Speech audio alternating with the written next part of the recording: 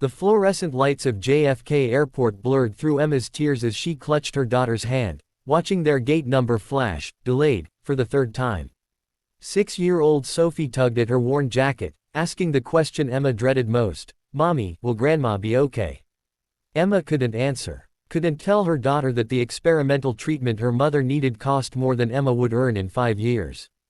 Couldn't explain why sometimes love isn't enough when medical bills pile higher than hope itself. That's when she saw him. 15 years dissolved in an instant. Daniel Carter stood 30 feet away, expensive suit perfectly tailored, phone pressed to his ear, completely unaware that the woman staring at him had once known every dream he'd whispered under starlit skies. Emma's breath caught. The boy who'd promised forever before Harvard pulled him toward a future that didn't include a small-town girl had become exactly what his father wanted: polished, powerful, untouchable. She turned away quickly, but Sophie's excited voice shattered her escape. Mommy, look. That man dropped his wallet. Emma's heart hammered as Sophie darted forward, scooping up the leather billfold before Emma could stop her. Daniel turned, and their eyes met. For a heartbeat, the chaos of the airport vanished. His expression shifted from confusion to recognition to something Emma couldn't read. Do you still remember me? The words escaped her lips before she could stop them, barely audible above the gate announcements. Daniel's phone slipped slightly in his hand. Emma Rodriguez. Sophie thrust the wallet upward, her gap-toothed smile innocent and bright. You dropped this, mister. Daniel knelt down, and Emma saw it, that same gentle kindness that had made her fall in love at 17. Thank you, sweetheart. That was very honest of you. He glanced at Emma, and something flickered in his eyes. Your daughter. Emma nodded, instinctively pulling Sophie closer. Pride and shame warred in her chest. She looked nothing like the girl he'd known, the one with dreams as big as his, before life taught her that dreams were luxuries single mothers couldn't afford. She's beautiful. You must be very proud. Daniel stood, but he didn't walk away. How have you been? It's been 15 years. Emma finished, her voice steadier than she felt. I'm good. We're good. The lie tasted bitter. Behind her, the departure board blinked mockingly. Flight to Houston, where her mother lay in a hospital bed, still delayed. Daniel's gaze shifted to their worn carry-on bag, the clearance rack clothes, Sophie's scuffed shoes. Emma saw him seeing everything she'd tried to hide. The embarrassment burned hot in her throat. Are you heading to Houston? He asked softly. Emma hesitated, then nodded. My mother. She's ill. Before Daniel could respond, his phone buzzed insistently. He glanced at it, frowning. I'm sorry, I have to take this. But he didn't move far, and Emma heard fragments of his conversation. Board meeting, acquisition, can't reschedule. Sophie tugged Emma's hand again. Mommy, I'm hungry. Emma's stomach clenched. She'd packed crackers and juice boxes to avoid airport prices, carefully rationing every dollar.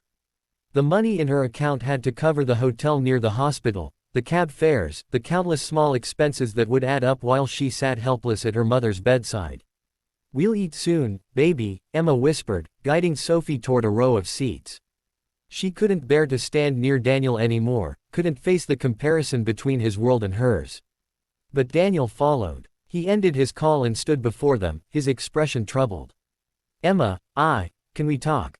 Just for a minute. Everything in Emma wanted to refuse, to protect what little dignity she had left. But something in his voice, an urgency that transcended politeness, made her nod. Sophie settled into a seat with her coloring book, and Daniel sat beside Emma, leaving respectful distance between them. I need to tell you something, he began, his voice low. After I left for Harvard, I tried to find you. Called your old number 100 times. Drove back to town at Christmas, but your family had moved. Emma's chest tightened. My father lost his job.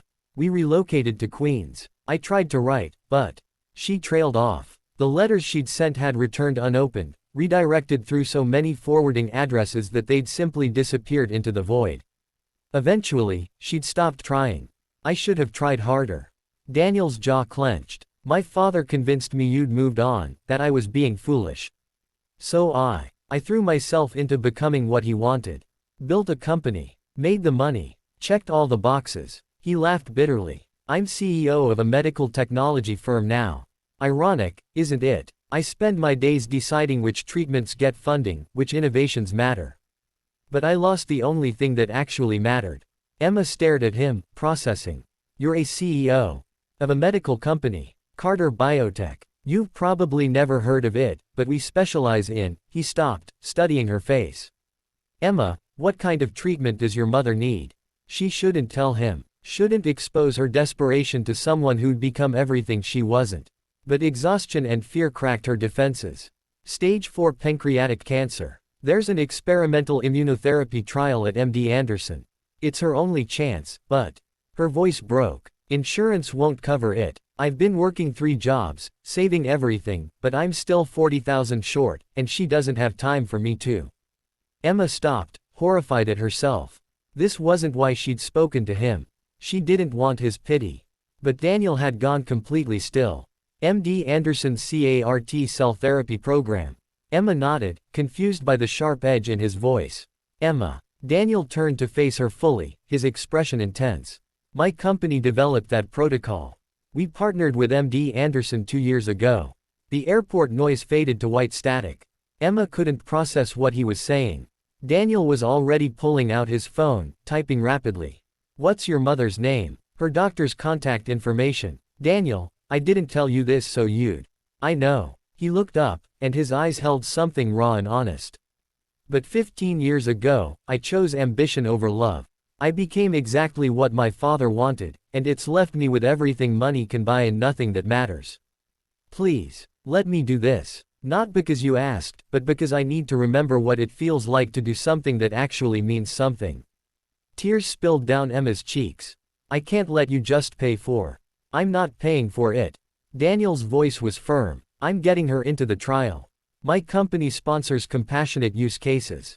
She'll receive the treatment as part of our research program. No cost. Emma covered her mouth, unable to speak. The hope flooding through her was too painful, too big. Daniel reached out, then stopped, his hand hovering near hers. Do you still remember me? He asked quietly, echoing her earlier words. The me I was before I became this. He gestured at his suit, his expensive watch. Emma saw through the polished exterior to the boy who'd held her hand under the stars, who'd talked about changing the world, who'd promised impossible things with absolute sincerity.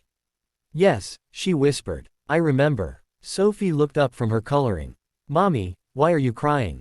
Emma pulled her daughter close, kissing the top of her head. Because sometimes, baby, the world surprises you with kindness when you least expect it. Daniel made 3 phone calls in 10 minutes. Emma heard him use words like, immediate admission, and, expedite the screening, and, personally oversee the case. When he finished, he looked at her with something like wonder. She can start next week. I'll have my team coordinate everything. The flight delay announcement suddenly changed, their gate was boarding. Daniel stood, and Emma realized this moment was ending. They'd collide briefly across time and circumstance, and then he'd return to his world while she returned to hers. But he pulled a business card from his wallet, writing something on the back. My personal number. Call me when you land. I want to know how your mother responds to treatment. He paused. And Emma, I'd like to know how you're doing too. If that's okay. Emma took the card, her fingers trembling. Why are you really doing this? Daniel smiled, the same smile that had stolen her heart at 17. Because you taught me what kindness looks like. Because your daughter returned a wallet when she could have walked away. Because maybe some things are worth more than business acquisitions and board meetings. He glanced at Sophie, then back at Emma. And because I've spent 15 years becoming successful when I should have spent them becoming someone worthy of being remembered. As Emma boarded the plane with Sophie, she looked back. Daniel stood watching, phone already to his ear, making things happen with the power he'd built. But for once, that power served something real. Sophie squeezed her hand. Is Grandma going to be okay now? Emma thought about second chances, about how sometimes the universe conspires to remind us that kindness ripples across years, that love, even lost love, can transform into something unexpected and necessary. Yes, baby, she whispered, believing it for the first time in months. I think she will be. And as the plane lifted into the sky, Emma clutched Daniel's card, a small piece of paper that felt like a bridge between who they'd been and who they might still become. If kindness, second chances, and the power of human connection could build roads across the distance of 15 years. Some stories don't end. They just pause, waiting for the right moment to begin again.